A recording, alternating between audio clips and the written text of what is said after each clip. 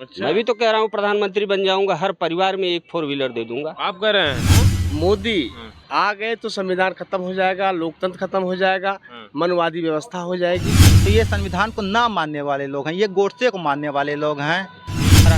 अरे मोदी जी कह रहे हैं कि इस बार अगले 5 सालों में हमारा देश 5 ट्रिलियन की इकोनॉमी होने जा रहा है। मोदी जी कह रहे हैं कि पूरा देश राममय हो चुका है, इस बार राम के नाम पर वोट दीजिए। आप जो राम को लाए हैं हम उनको लाएंगे, लोग कर रहे हैं। अगर हम योग्य नहीं है तो हमको मजदूरी में लगा दो ना, और जिस योग्य है वो नौकरी दे दो। हम कहाँ भाग रहे हैं? लेकिन 20 साल पहले भी 10,000 की नौकरी मिल रही थी, 10,000 की नौकरी प्राइवेट में आज भी मिल रही है। तो हम करें क्या? 10,000 50,000 की मोटरसाइकिल 1 लाख में हो गई, कैसे हो गई? क्या ऐसा कर दिया आपने उसमें? मेरा 50,000 वाली दे दो ना। मोदी जी हमारे देश के पीएम जो हैं वो कह रहे हैं कि इस बार 400 पार हो जाएगा, क्या लगता है आपको?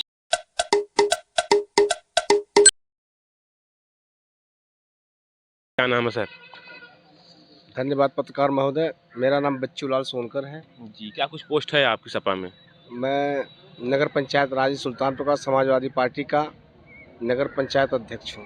नगर पंचायत अध्यक्ष हैं। मोदी जी हमारे देश के पीएम जो हैं वो कह रहे हैं कि इस बार 400 पार हो जाएगा, क्या लगता है आपको? देखिए, मोदी जी तो हमेशा झूठ बोले हैं। जब 14 में आए तब भी झूठ बोले। उन्होंने कहा मंच से कि हम 2 करोड़ रोज नौकरियां देंगे और जनधन खाता खुलवाए। कहें जो काला धन आएगा सबके खाते में 15 लाख यूं ही चला जाएगा। लेकिन आज तक ले कोई काम किए नहीं, कुछ काम नहीं हुआ। झूठ बोलते हैं। हाँ। पब्लिक इन पे किस तरह विश्वास करती है पता नहीं, ये झूठ के ही सरदार हैं। अब की बार जनता मोदी जी कह रहे हैं कि पूरा देश राममय हो चुका है, इस बार राम के नाम पर वोट दीजिए। आप जो राम को लाए हैं हम उनको लाएंगे, लोग कर रहे हैं। देखिए, राजनीति में धर्म से कोई राजनीति चलती नहीं है, देश धर्म से नहीं चलता है। हाँ, धर्म को मानने वाले अलग अलग तरह के लोग हैं हिंदुस्तान में, सभी जात धर्म संप्रदाय के लोग हैं। वो अपने हिसाब से अपना लोग पूजा पाठ करते हैं। मुसलमान मस्जिद में जाते हैं। लेकिन देश को चलाना है तो संविधान से चलेगा, लोकतंत्र को बचाना है। अब की बार अगर मोदी आ गए तो संविधान खत्म हो जाएगा, लोकतंत्र खत्म हो जाएगा, मनवादी व्यवस्था हो जाएगी और कोई शिक्षा नहीं रह जाएगी। बेरोजगारी आज चरम सीमा पे है, लोग जहर खाने के लिए उतावले हो जाएंगे। अच्छा, क्या नाम है सर? थोड़ा आगे आ जाइए। क्या नाम? नसीम अहमद। धन्यवाद। नसीम जी, कैसे हैं? बस बढ़िया है। कैसा माहौल इस बार है? माहौल इस बार वही इंडिया गठबंधन के पक्ष में है, जुड़ेगा भारत, जीतेगा इंडिया। 400 पार हो जाएगा लगता है? वो जिस तरीके से 15 लाख खाते में आ गए 10 सालों में उसी तरह से 400 पार होगा। हो जाएगा। जिस तरीके से 15 लाख आए हैं हाँ, खातों में हाँ, 2014 से पहले बोला गया था ना प्रधानमंत्री जी की तरफ से कि हर खाते में 15 लाख। जिस तरीके से वो 15 लाख सबके खाते में आ चुके हैं सारे भारतीयों को, उसी तरह 400 पार हो जाएगा। आयुष्मान कार्ड बन गया, मिला नहीं फायदा आपको? नहीं, मेरा तो नहीं बना है। नहीं बना आपका? काहे नहीं बना? कोई स्कीम पता ही नहीं कहाँ कब आई, कहाँ गई। जमीन पे काम जब होगा तब ना। वो बोल रहे हैं कितना रोड का काम इतना हो गया, इतने महीने मेडिकल कॉलेज इतना दे दिया हमने, ये सब कर दिया, मोदी जी कर रहे हैं। अब आप पत्रकार महोदय हैं, अगर मैं थोड़ा सा आपसे भी सवाल कर दूं कि आप मेडिकल कॉलेज और रोड के जरा मुझे गिना दें तो मैं आश्वस्त हो जाऊं कि हाँ कितने मेडिकल कॉलेज बने हैं और कितने रोड बने। जहाँ तक मैं जानता हूँ पूर्वांचल एक्सप्रेसवे माननीय राष्ट्रीय अध्यक्ष अखिलेश यादव जी की देन है। हाईवे जो अतरौलिया से होते हुए जो है आजमगढ़ उस जगहों पर गया है वो सब समाजवादी पार्टी की देन है। यहाँ अतरौलिया में 100 से ज़्यादा अस्पताल समाजवादी पार्टी की देन है। आजमगढ़ में जो है पीजीआई समाजवादी पार्टी की देन है। लैपटॉप समाजवादी पार्टी देन है। अरे इन्होंने तो कहा था कि हम लैपटॉप बांटेंगे, लैपटॉप तो छोड़ो, कन्या विद्याधन जो 12 पास करके 30,000 रुपये जो है समाजवादी पार्टी के लोग जो है देते थे, समाजवादी पार्टी देती थी कन्याओं को, वो कन्या विद्याधन तक खा गए। ये फ़ोन दे रहे हैं लोगों को, स्मार्टफोन दे रहे हैं, बच्चे इसको यूज करेंगे, कुछ जानेंगे, टेक्निक्स के माध्यम से वो लोग जुड़ जाएंगे। बच्चों को जानकारी के लिए या टेक्निकल बनने के लिए जो है स्मार्टफोन की बहुत ज़्यादा आवश्यकता है या फिर लैपटॉप की? अरे फ़ोन में कम राशि में आ जाएगा, बहुत लोगों को दे देंगे, लैपटॉप अधिक राशि में आएगा तो कम लोगों को दे पाएंगे। तो किस तरीके से ये कह रहे हैं कि हम विकसित बन रहे हैं, जब आप संसाधन का जो है सदुपयोग कर ही नहीं पा रहे हैं, जब पूर्ण तरीके से दोहन ही नहीं कर पाएंगे तो कैसे विकसित राष्ट्र बनेंगे? सिर्फ चोचलों में विकसित राष्ट्र इस तरीके से नहीं बन पाया जाता है। विकसित राष्ट्र की परिभाषा तो मैंने यही पढ़ी है। एक मिनट, आप अवध क्षेत्र में रहते हैं और प्रभु श्री राम का जो मंदिर बना है अयोध्या में, तो क्या कुछ कहना चाहेंगे? और आप एक मुस्लिम ताल्लुकात भी रखते हैं, क्या कुछ कहना चाहेंगे? जी, निश्चित रूप से मैं जो है आप सभी लोगों को, अपने सभी भारतवासियों को जो है उसके लिए धन्यवाद देता हूँ और जो है मैं स्वागत करता हूँ सुप्रीम कोर्ट के फैसले का कि जो है वहाँ पर राम मंदिर बना, इसके लिए सभी लोगों को धन्यवाद। मोदी जी कहते हैं कि अगली बारी काशी होगी और मथुरा होगा।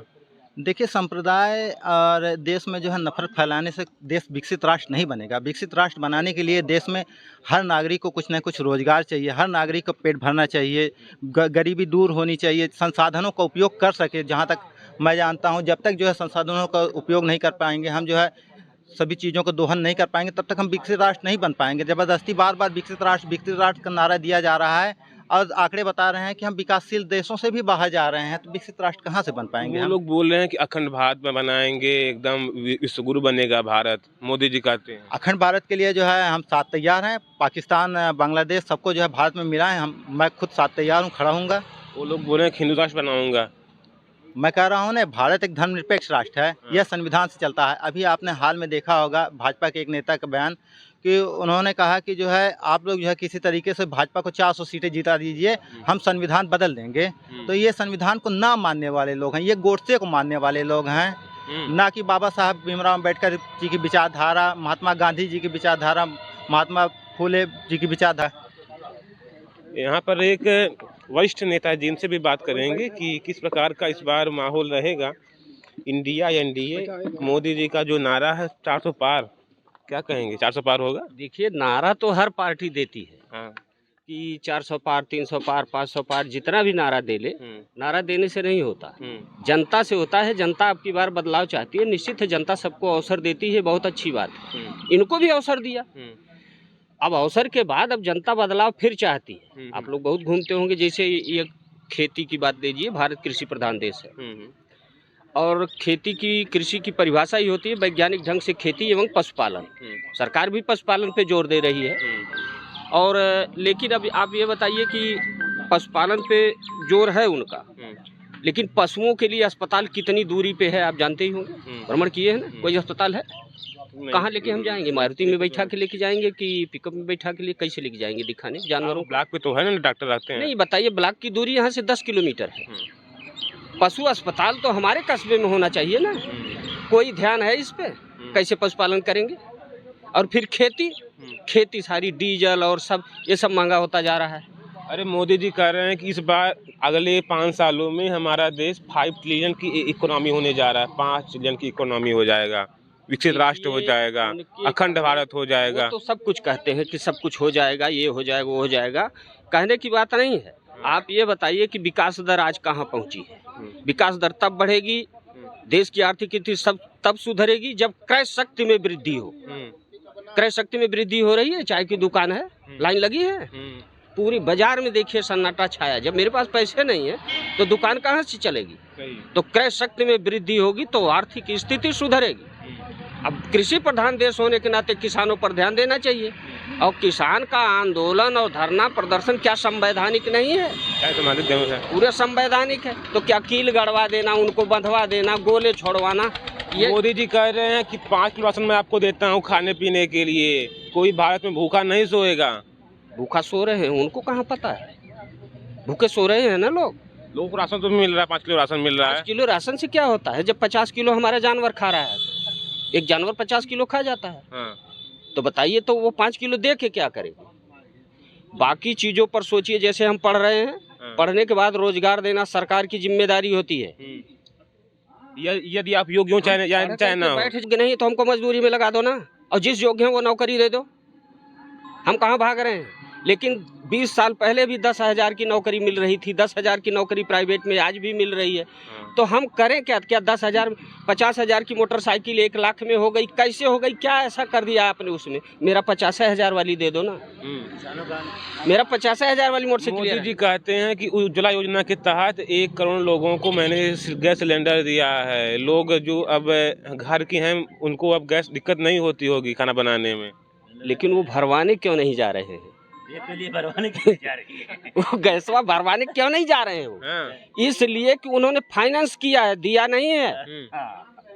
फाइनेंस किया है कि जैसे आप ये गैस ले जाइए और आपका जो भराएंगे आप उसमें से हम काटते जाएंगे। अच्छा। मैं भी तो कह रहा हूँ प्रधानमंत्री बन जाऊंगा, हर परिवार में एक 4 व्हीलर दे दूंगा। आप कर रहे हैं? हाँ, मैं कह रहा हूँ हाँ, ऐसे जैसे उन्होंने दिया है ऐसे फाइनेंस कर दूंगा। हाँ। फाइनेंस ही तो किए हैं।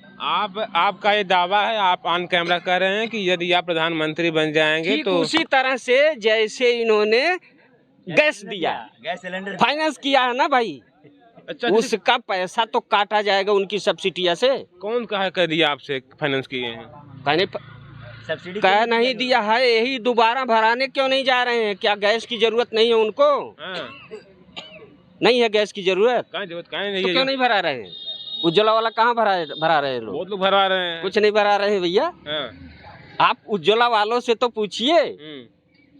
मोदी जी कह रहे हैं कि इस बार पूरा देश राममय हो चुका है। एक मिनट, भारत भाजपा में और कोई है? अरे मोदी जी पीएम है भैया देश के। पीएम है तो सब कुछ वही कहेंगे। कह तो रहे हैं और कि कुछ इस लोग बार कुछ कह रहे हैं, यहाँ के विधायक सांसद कुछ कह रहे हैं कि नहीं। इस बार वो कह रहे हैं कि इस बार अयोध्या में पूरा देश राममय हो चुका है। राममय हो गया? राममय हमेशा था। हर धर्म के लोग अपनी अपनी बात मानते हैं। हम हिंदू हैं, हमारे लिए राममय हमेशा है और आज भी है, पहले भी था। कहाँ तब राम नहीं थे? राम की पूजा तब भी हम नहीं करते थे, तब भी राम राम करते थे, रामायण होता था, सब देखते थे लोग, रामलीला खेली जाती थी। तब किसानों की कोई बातें मत करिए। सम्मान निधि मैंने आप एक बार पहले भी मैंने कहा था कि जब गैस का दाम 500 रुपया बढ़ गया, 12 महीने का 6000 होता है, वही 6000 तो हमको सम्मान निधि बता के दे रहे हैं। तो कहाँ वो दे रहे हैं भैया? मेरे गैसों में से काट के मेरा पैसा लौटा रहे हैं। 500 में गैस दे तब सम्मान निधि दे। तो अभी के लिए इतना ही। इस समय हम थे लोकसभा संत कबीर नगर में, विधानसभा आलापुर और जिला अम्बेडकर नगर में। यहाँ पर कुछ मेरे साथी उनसे बात किया हमने, लोगों ने अपनी अपनी राय रखी। अभी के लिए इतना ही। देखते रहिए BN लाइव। धन्यवाद।